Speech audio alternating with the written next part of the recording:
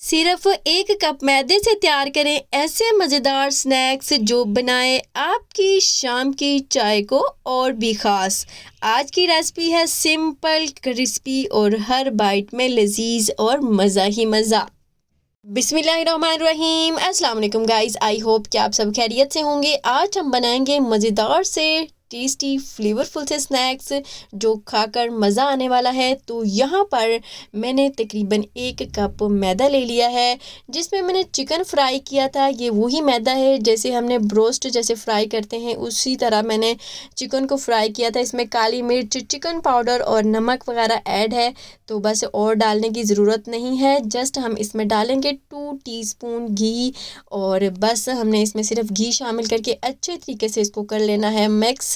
और फिर उसके बाद पानी थोड़ा थोड़ा डालकर एक डो सी बना लेनी है। आपने बहुत ज़्यादा सॉफ्ट डो नहीं बनानी, एक मीडियम सी डो बनानी है, ना ज़्यादा हार्ड हो ना ज़्यादा सॉफ्ट हो, नॉर्मल सी डो बनानी है। तो इस डो से, इस मैदे से बनाएंगे हम मज़ेदार से फ्लेवरफुल से स्नैक्स भी, और चाट वाली पापड़ी भी तैयार करेंगे।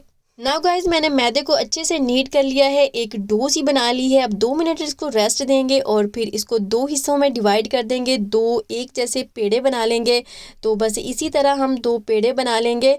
तो गाइज, अगर आपके पास सादा मैदा हो तो आप उसमें शामिल कर सकते हैं 1/2 टीस्पून काली मिर्च और 1/2 टीस्पून नमक शामिल कर सकते हैं, और थोड़ा सा चिकन पाउडर भी शामिल कर सकते हैं फ्लेवर के लिए।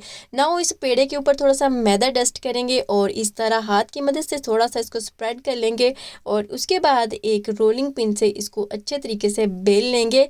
बस इसकी थिकनेस इतनी होनी चाहिए कि जैसे हम समोसा पट्टी या समोसा बनाने के लिए शीट बनाते हैं ना, इस तरह जब मैदे से बनाते हैं तो उतनी मोटी इसकी शीट होनी चाहिए। रोटी जो हम खाते हैं उससे थोड़ी सी पतली शीट होनी चाहिए।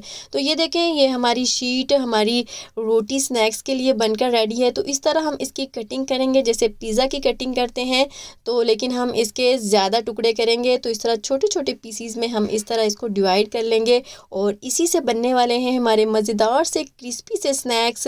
आप शाम की चाय के साथ इसको ले सकते हैं। दरमियान में इस तरह थोड़ा सा पानी लगा लेंगे ताकि हमारे स्नैक्स खुले नहीं। अगर आप चाहें तो इसमें आलू का पेस्ट भी बनाकर लगा सकते हैं नमक मिर्च डालकर। तो आपने इस तरह टाइटली इसको इस तरह रोल कर देना है, और सारे स्नैक्स इसी तरह रोल करते हुए हम बनाकर रेडी कर लेंगे।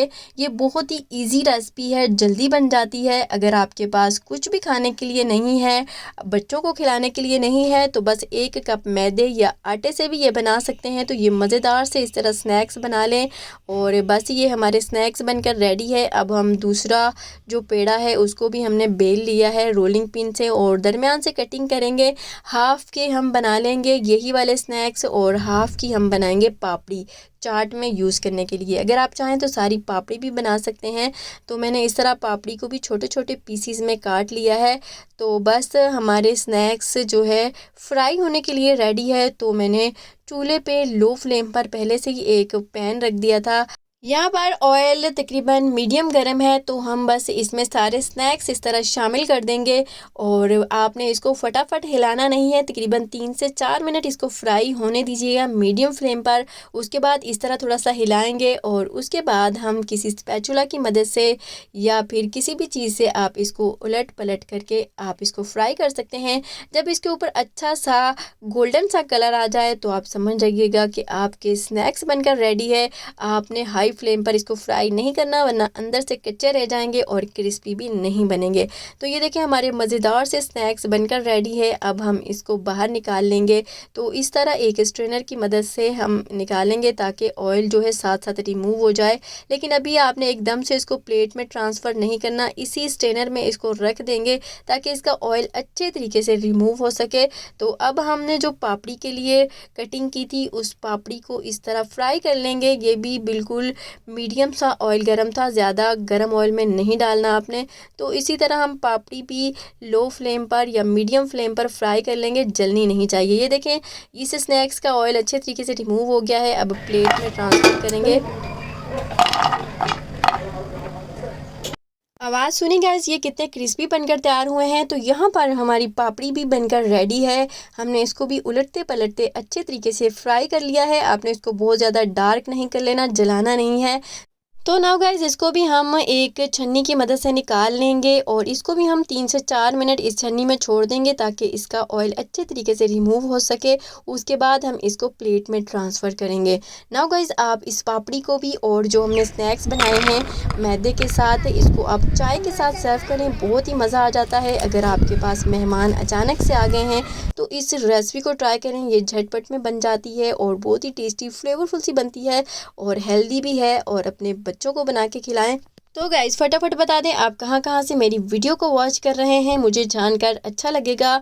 और इसके साथ ही गाइज़ अगर इस रेसिपी को ट्राई करें तो अपना फीडबैक ज़रूर दीजिएगा।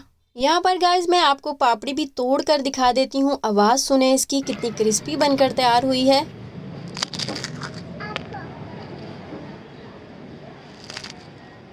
इस पापड़ी को आप ऐसे भी खा सकते हैं, अपने बच्चों को भी खिला सकते हैं, और आप इसको चाट पर यूज़ करके खाएं, बहुत ही मज़ा आएगा।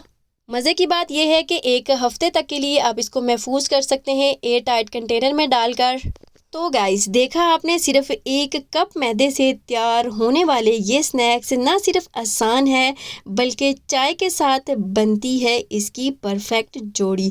अगर वीडियो पसंद आए तो लाइक करें, फास्ट पकवान को सब्सक्राइब करना ना भूलिएगा। इसके साथ ही गाइस इजाज़त चाहेंगे, दुआओं में याद रखिएगा और अपना बहुत सारा ख्याल रखिएगा।